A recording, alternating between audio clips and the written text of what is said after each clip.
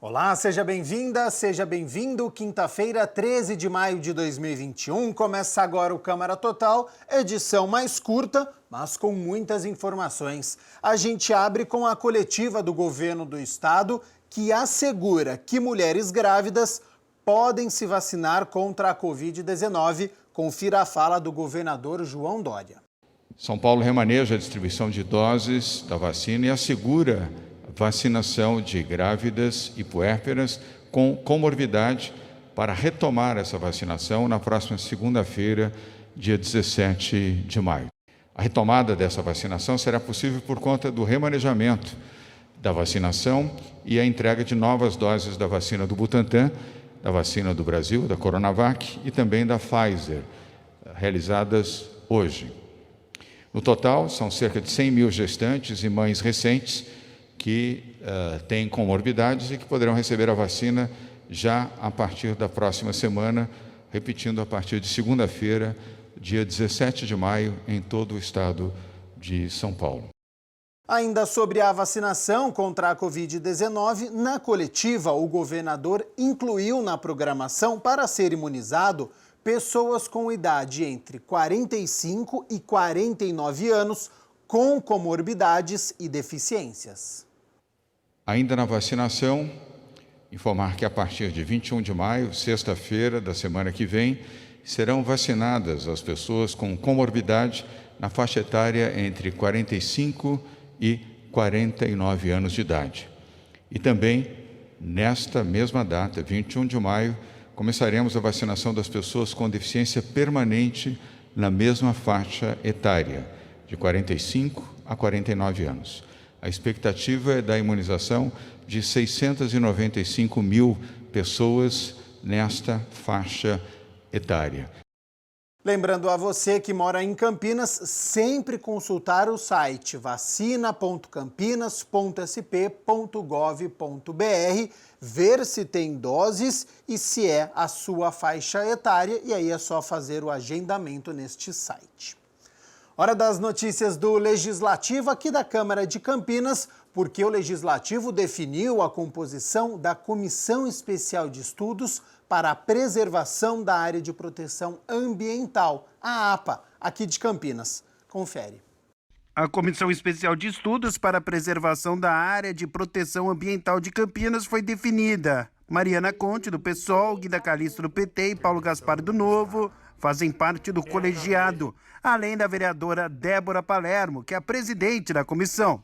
O objetivo é a gente analisar e acompanhar, o cumprimento da legislação da APA para garantir um desenvolvimento sustentável, respeitando o meio ambiente, a fauna, a flora, as nascentes, os mananciais, que é muito importante para a qualidade de vida, Sem eles não há qualidade de vida. Então, é muito importante a gente estar debatendo e acompanhando tanto a legislação como os empreendimentos, tudo que está vindo por aí, Olha, a APA tem como principal objetivo a preservação do patrimônio natural, cultural e arquitetônico aqui da região, visando uma melhor qualidade de vida para a população e a proteção dos ecossistemas regionais. Além do controle das pressões urbanizadoras e das atividades agrícolas e industriais, a parlamentar faz questão de falar que não é contra o desenvolvimento de nenhuma região. Ele tem que ser de forma ordenada, pensando no viário, pensando no meio ambiente, pensando no que já está lá, nos animais, nas plantas, nas nascentes, para que a gente continue tendo qualidade de vida. Se a gente destruir a APA, acaba a qualidade de vida. A APA hoje, hoje sempre foi, o pulmão da nossa região. Então é muito importante para se ter qualidade de vida que ela seja respeitada, que ela seja preservada. Ainda sobre a atividade parlamentar, o vereador Gustavo Peta questiona a prefeitura com informações sobre analfabetismo em Campinas e as estratégias da FUMEC. O vereador Gustavo Peta apresentou um requerimento questionando a Prefeitura sobre a Fundação Municipal de Educação Comunitária, FUMEC. Nós fizemos esse requerimento à Secretaria de Educação e à FUMEC para saber todas as informações da campanha pela erradicação do analfabetismo na cidade de Campinas. Pois é, no documento o vereador Gustavo Peta questiona o executivo. Ele quer saber quando será aberto um novo concurso para professor aqui na Fundação. O parlamentar também quer saber se existe um déficit de professores, além de pedir outros esclarecimentos. Nós queremos saber se as salas estarão funcionando, de que forma, quantas salas foram fechadas no último período, qual é a estratégia para conseguir chegar aos alunos adultos que não tiveram educação no momento adequado. A FUMEC tem por objetivo institucional o desenvolvimento de atividades educacionais relativas a programas de alfabetização e educação de jovens, adultos e idosos. É um requerimento muito completo para que a gente possa ter as informações e contribuir, evidentemente, nessa campanha importantíssima da cidade de Campinas, que visa erradicar o analfabetismo aqui na nossa cidade. Confira agora os assuntos que foram abordados no debate público realizado nesta semana, que teve como responsável o vereador Cecílio Santos. O assunto principal foi tecnologia e juventude do distrito do Campo Grande. Cecílio Santos foi o vereador responsável pelo debate público. A partir das experiências e práticas vivenciadas por estudantes da região, alunos do Instituto Federal, quais os aspectos de relevância a serem analisados com vistas a aprofundamento do acesso dos jovens às novas possibilidades de saber, em especial das tecnologias digitais. Quais os principais desafios, a democratização do acesso e como superar esses desafios. O encontro foi por meio do sistema de deliberação remota por conta da pandemia da Covid-19 e contou com as participações de alunos e professores. Eu tenho 11 projetos que nós vamos debater aqui, que eles vão desde o tema do combate ao Covid, que foi um tema que teve uma demanda real ano passado. Então nós temos, né, no DNA dos projetos que a gente desenvolve no IFE, no Instituto Federal, quando eu tenho problemas reais, então eu procuro dentro das características do curso que nós temos aqui no Instituto Federal, que é de eletrônica e informática, eu procuro soluções, né?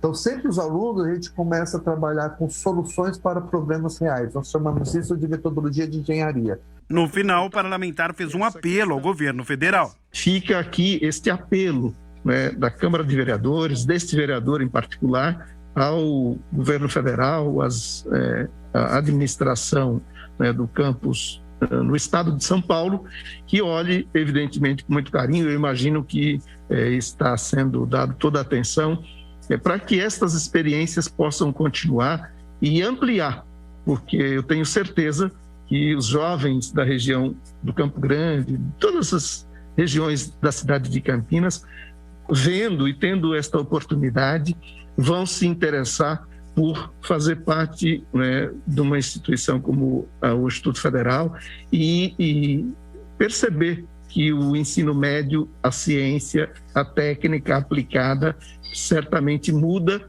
né, o empenho e o desenvolvimento de todos os alunos. E ontem foi dia da reunião extraordinária e os vereadores aprovaram em primeiro turno o projeto do prefeito Dário Saad, que altera disposições da lei de uso e ocupação de solo aqui no município, a fim de melhorar, atender o sistema de hierarquização viária previsto no plano diretor. Outro projeto que foi aprovado em primeiro turno é o mês Laço Branco, Homens pelo Fim da Violência contra a Mulher. O projeto é do vereador Marcelo da Farmácia e estabelece a realização anual, no mês de dezembro, de uma campanha com atividades para conscientização dos homens pelo fim da violência contra a mulher.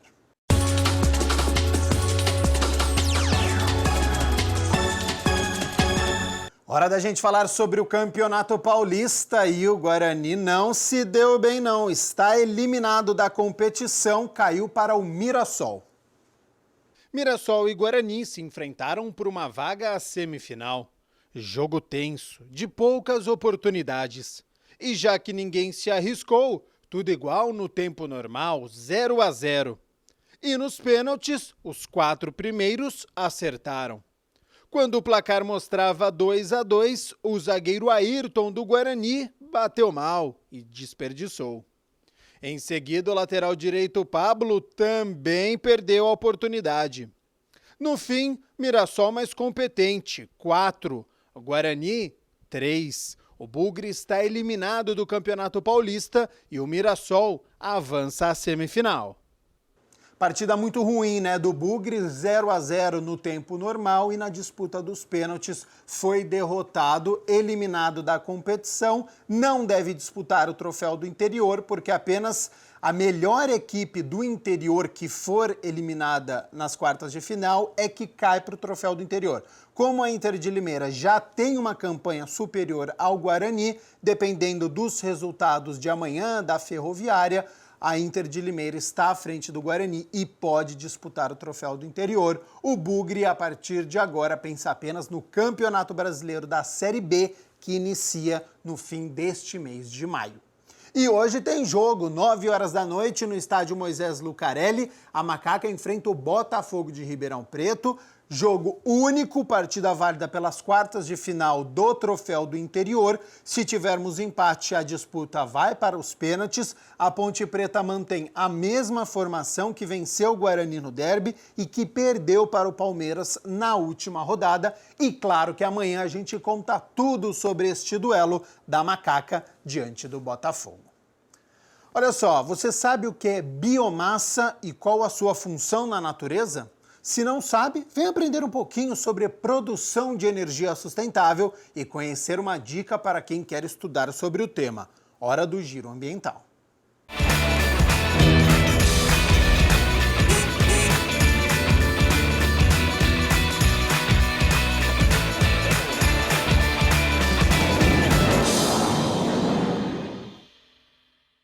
Olá, seja bem-vindo, seja bem-vinda a mais uma edição do Giro Ambiental. Fica comigo que hoje a nossa edição está muito legal.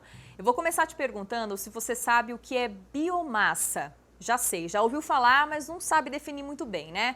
Então vamos lá, biomassa é toda a matéria orgânica de origem vegetal ou animal usada com a finalidade de produzir energia. São exemplos de biomassa o carvão, bagaço de cana-de-açúcar, a lenha, entre outros. É um recurso renovável que funciona como fonte alternativa de energia por ser mais limpa, por ter um custo menor e trazer menos impactos ambientais quanto à emissão de poluentes.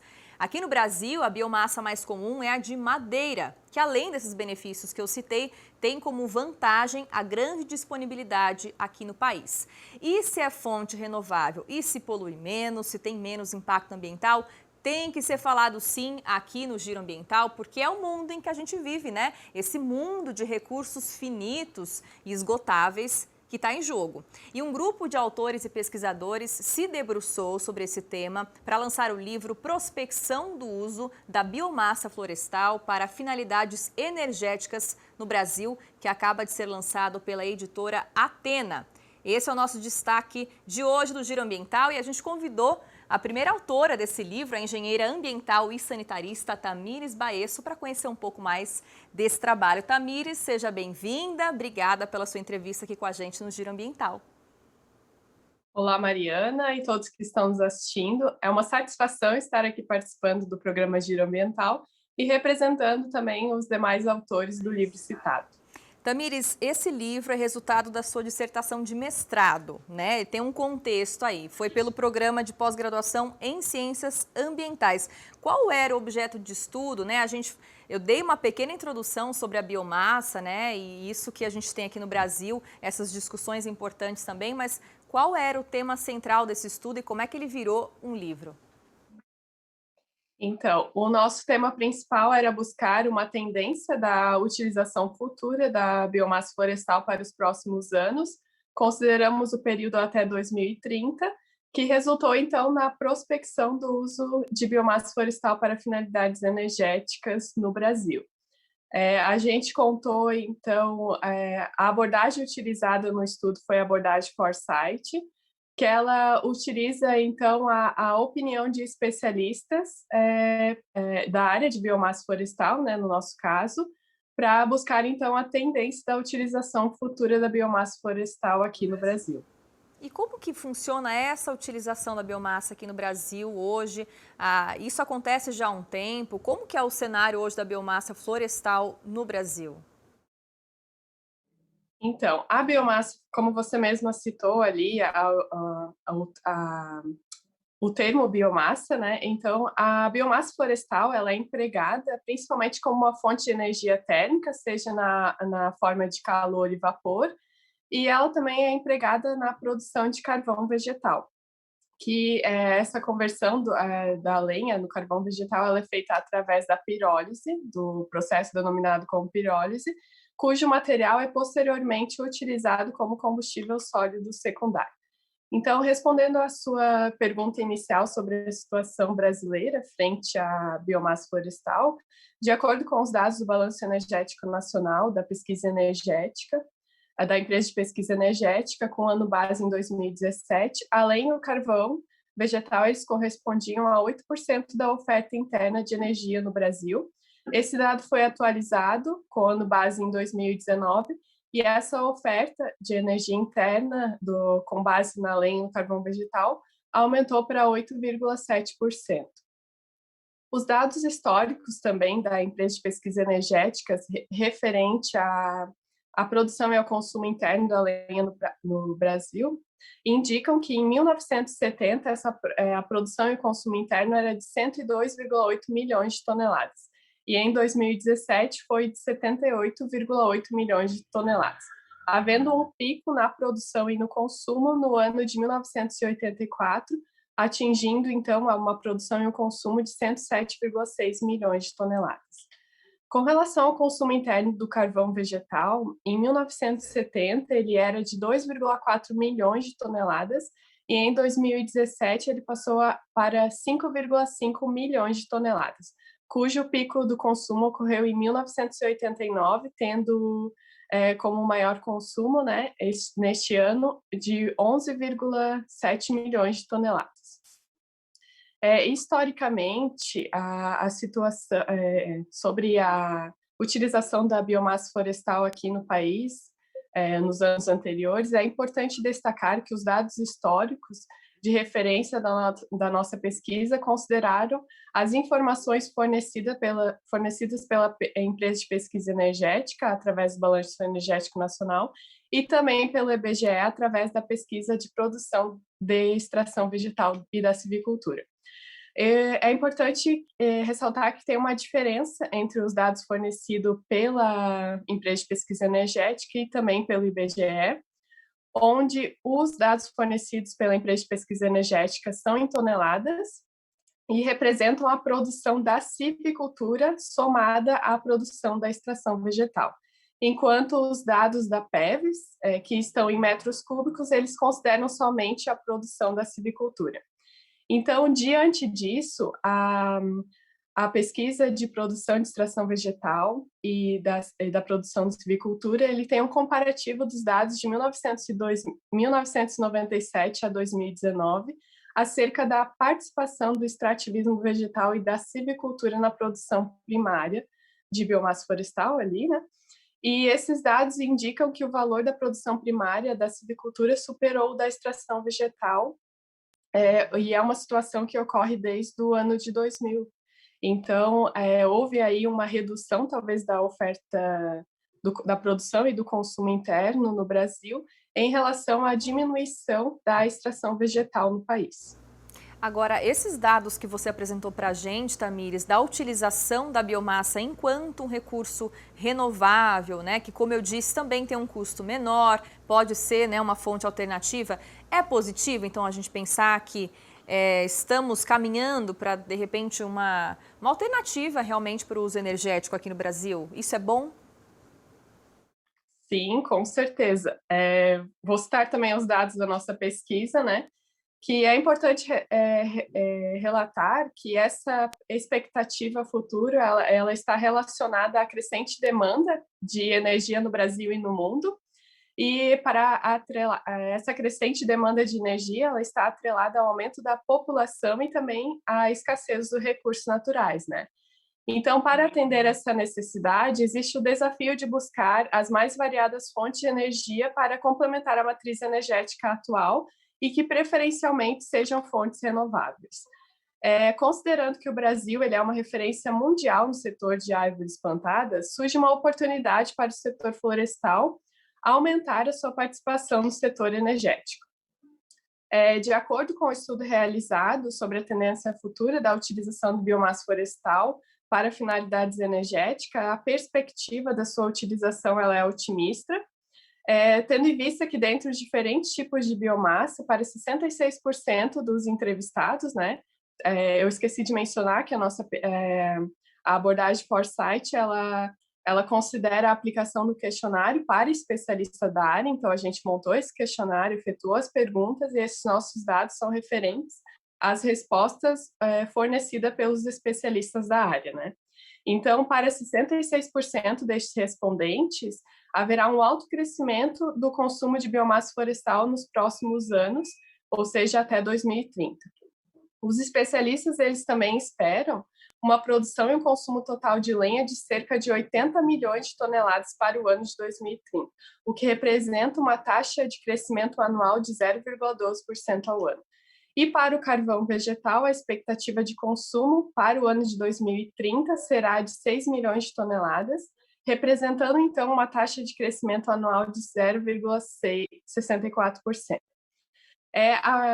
Apesar de haver, então, essa projeção de crescimento da utilização de biomassa florestal para finalidades energéticas nos próximos anos aqui no país, os especialistas eles também apontam que esse crescimento ele dependerá de outros fatores, como o desenvolvimento de pesquisa e de tecnologia na área, o crescimento econômico do país, a criação de políticas públicas, bem como de programas de incentivo na área, e também de investimentos públicos e privados no setor.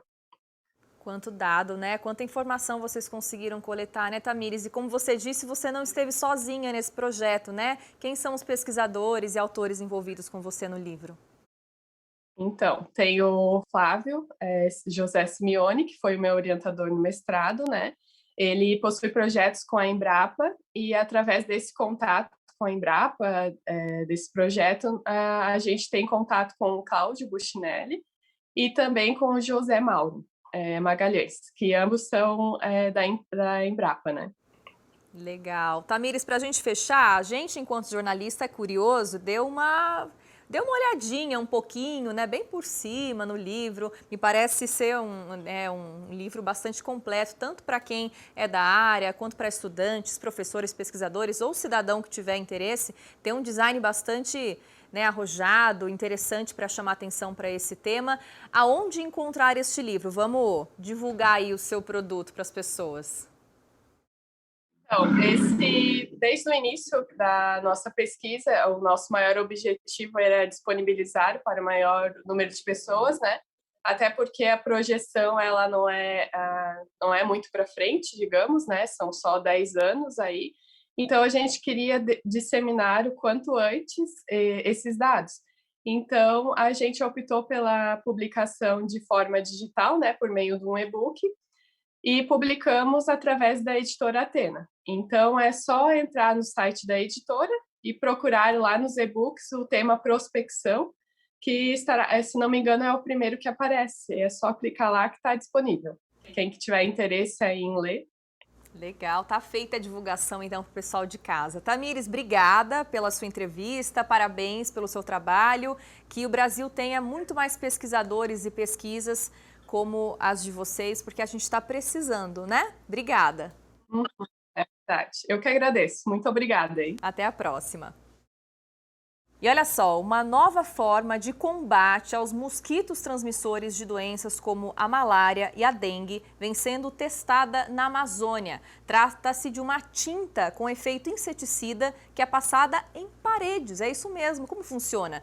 Depois da pintura, da parede, as fêmeas do mosquito são colocadas no local. E, por fim, os insetos são cobertos com pano preto para que eles repousem ali. Até o momento, os estudos indicam que entre 10 e 15 minutos são suficientes para os mosquitos Anopheles e Aedes aegypti, que transmitem essas duas doenças, morrerem.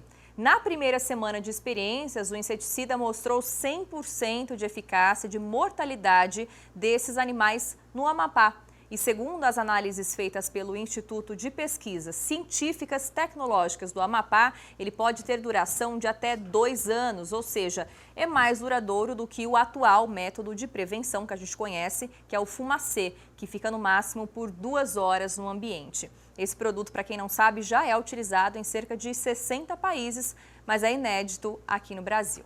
E para a gente fechar, um artista canadense que queria muito ser tatuador achou desperdício praticar suas habilidades de desenho em materiais que muita gente usa, como pele sintética de plástico e pele de porco. Então ele achou uma forma nada comum de desenvolver as suas artes, seus desenhos, em cascas de laranja. Ele contou em uma entrevista que, para ter inspiração, ele vai caminhando pela floresta, vai estudando plantas, coletando animais antigos, sempre ouvindo uma música para dar aquela inspiração. E aí as ideias vão vindo sempre baseadas na natureza. O artista tem viralizado no Instagram com as fotos de suas laranjas tatuadas, que são só testes, mas viraram uma verdadeira obra de arte. Tá aprovado, já pode começar a tatuar de verdade. O Giro Ambiental fica por aqui. Muito obrigada pela sua companhia. Te vejo na semana que vem. Fique bem e até lá. Tchau.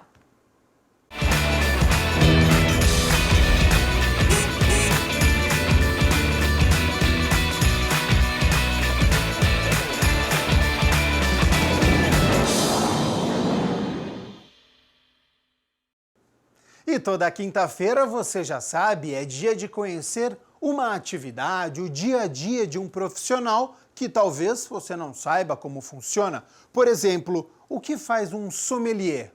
Se liga na profissão.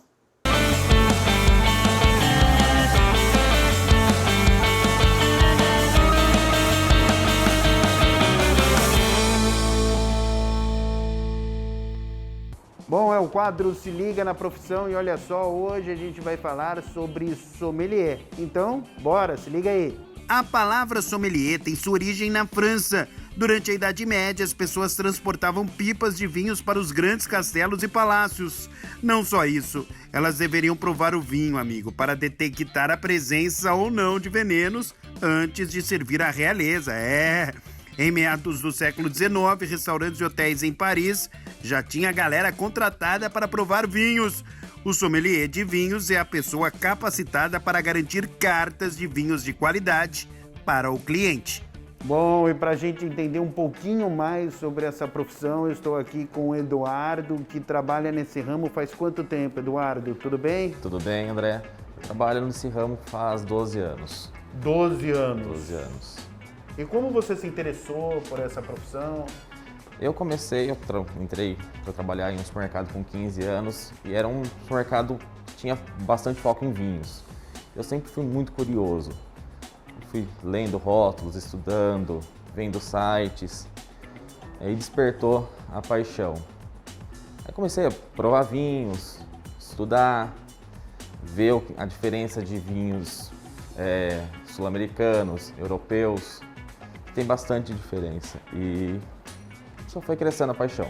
Para quem trabalha nesse ramo, Eduardo, como sommelier, tem que de fato gostar de vinho ou não? Você pode trabalhar com isso e de repente você não toma vinho? Não, em via de fato tem que gostar de vinho. Tem que gostar de vinho. Não tem como. Você tem que entender do que você está falando, né? Exatamente. Não precisa necessariamente tomar sempre, né? Que tem as degustações técnicas que você não propriamente bebe a bebida.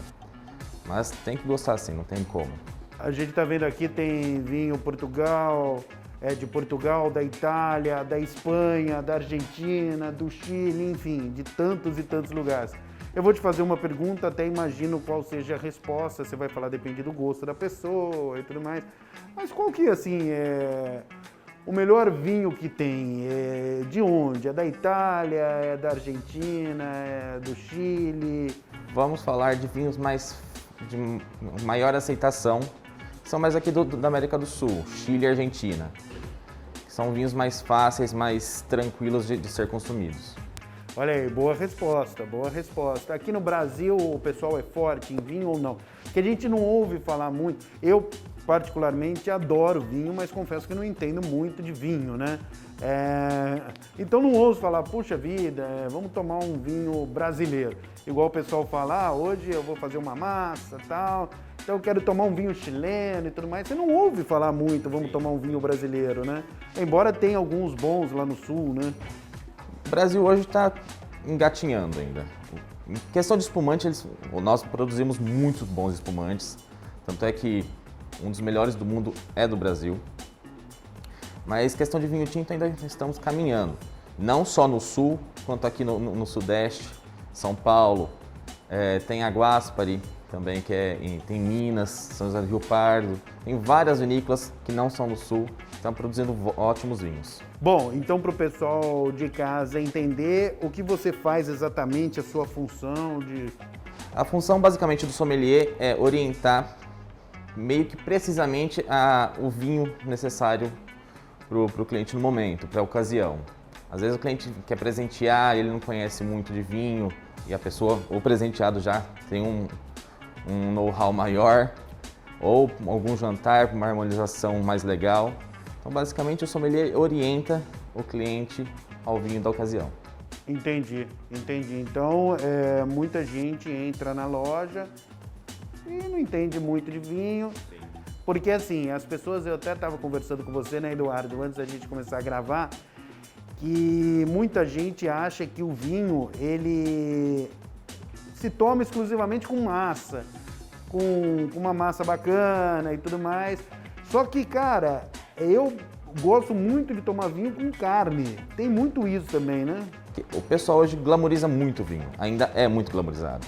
Então, é outra função do sommelier, desglamorizar o vinho, tornar um hábito mais cotidiano. Mais do dia a dia. Do dia a dia. Não precisa só em ocasiões especiais, jantares, massas. Pode chegar no final do dia, abrir um vinho, tomar tranquilo, vinhos brancos, tintos.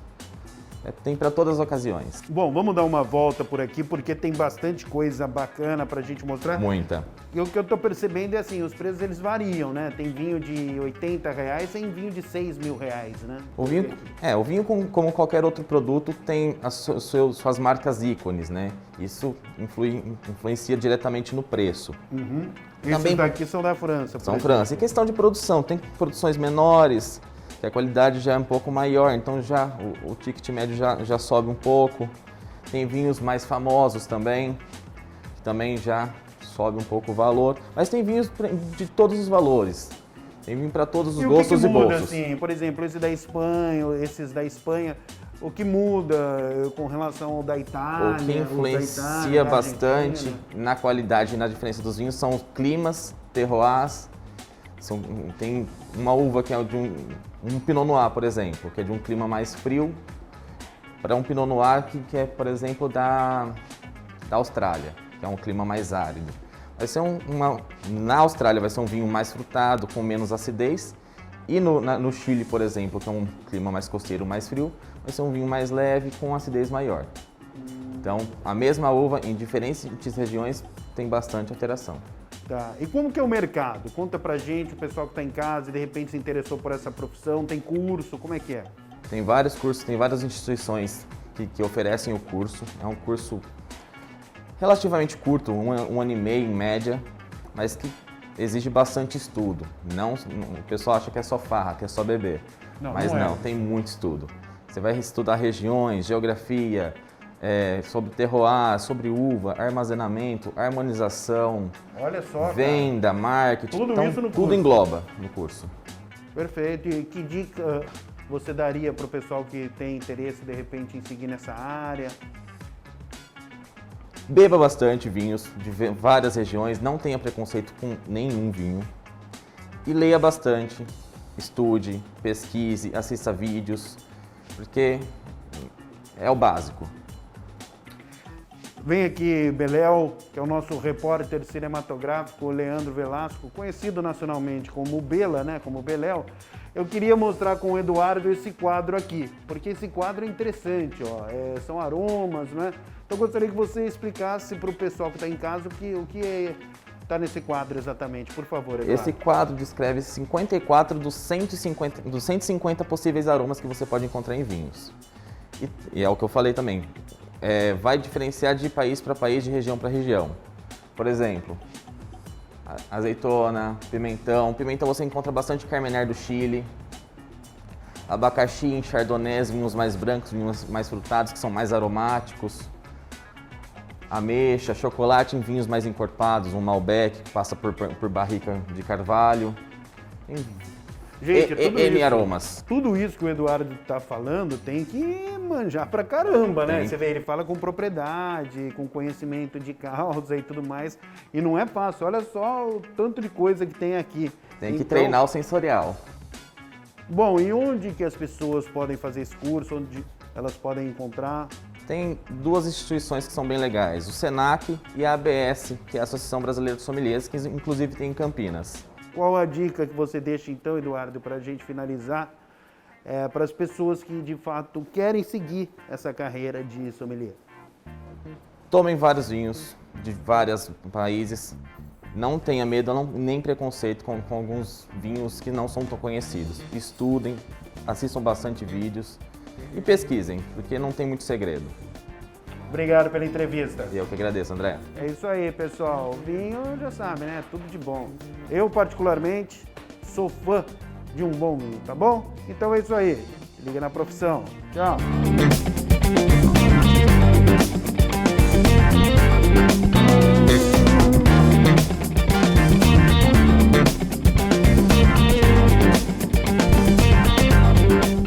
Tá certo, André Aranha retorna na próxima quinta-feira, sempre contando o trabalho de uma profissão.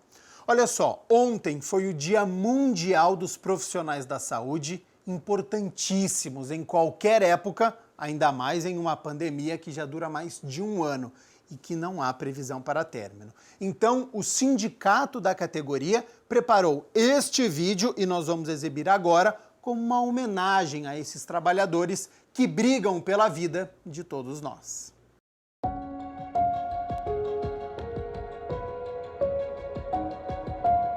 Olha, trabalhar na saúde é fazer tudo o que se pode pelas pessoas e mesmo assim se cobrar achando que não fez o suficiente.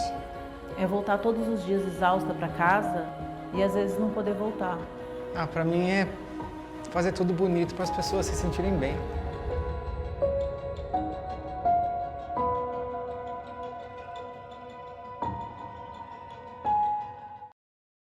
Em nome da TV Câmara Campinas, o nosso muito obrigado a todos os profissionais que cuidam das nossas vidas, brigam pela nossa saúde com carinho, atenção, de uma forma humanizada.